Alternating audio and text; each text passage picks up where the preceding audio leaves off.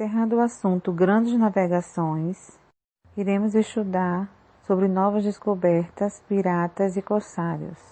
Quando o Tratado de Tordesilhas foi feito, apenas 2 países da Europa saíram à frente, Portugal e Espanha. O restante ficou atrasado, como França, Inglaterra e Holanda. Por que se atrasaram? Vamos saber? Inglaterra e França estavam em guerra. Estavam guerreando a Guerra dos 100 Anos, que durou mais do que isso. Já a Holanda estava envolvida em disputas internas, tentando organizar o seu governo. França participou da Guerra dos 100 Anos e a maioria da guerra foi travada em suas terras. Por isso, sua agricultura estava comprometida, porque a terra estava toda devastada.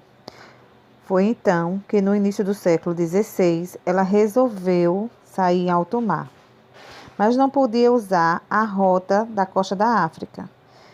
Partiu para o hemisfério norte, juntamente com a Inglaterra. Atitude que foi em vão, porque Baffin, um grande navegador, descobriu que não era possível. Foi então que resolveu fazer invasões nas terras que não eram suas. Essa tentativa de tomar posse dos territórios dominados pelos portugueses e os espanhóis foi um fracasso.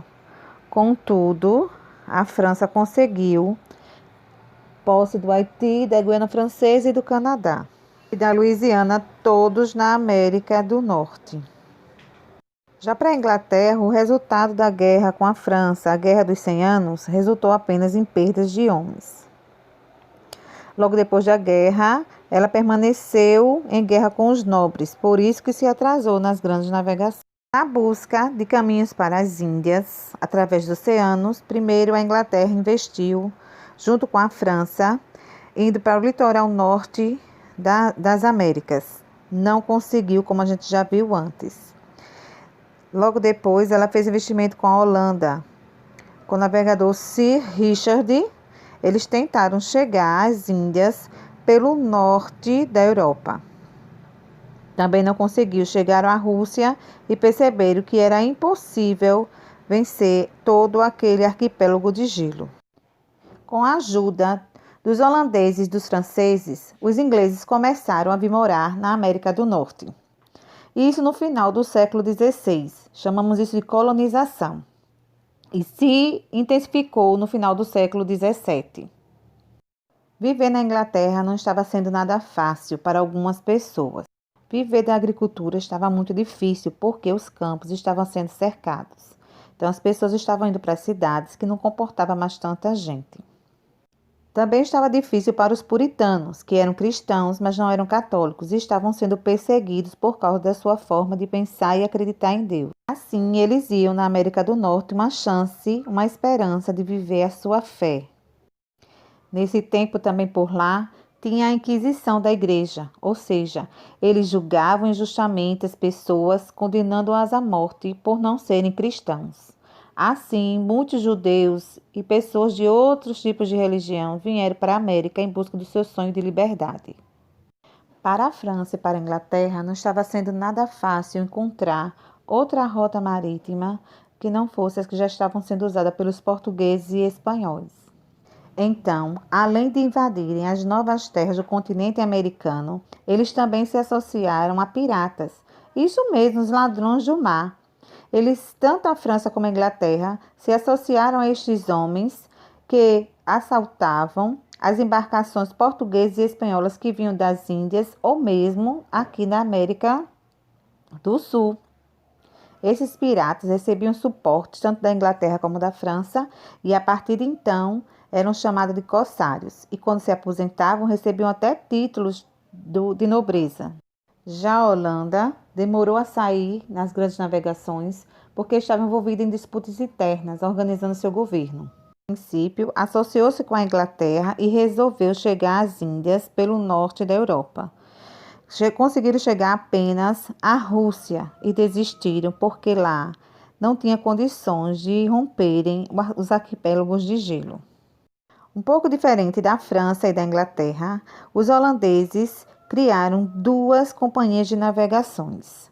A primeira era a Companhia das Índias Orientais e a segunda, a Companhia das Índias Ocidentais. Essas companhias de navegações transportavam as pessoas para as Américas e também faziam comércio. E como não tinham descoberto uma nova rota, enfrentaram os portugueses usando a rota da costa da África para chegar até as Índias. Quanto à questão de colonização, ou seja, vir morar nas Américas, os holandeses também não ficaram para trás e tentaram algumas investidas de invasões, umas com sucessos e outras não. Por exemplo, no final do século XVI, eles chegaram ao Nordeste brasileiro. Em 1624, chegaram na Bahia. E em Recife fizeram 2 invasões, em 1630 e 1654. Mas das 2 invasões eles foram expulsos, apesar de fazerem grandes investimentos em nossas terras. Já na América do Norte, criaram uma fortificação chamada de Nova Amsterdã, que hoje é a atual cidade de Nova York. Se estabeleceram no Caribe e construíram as Antilhas Holandesas também.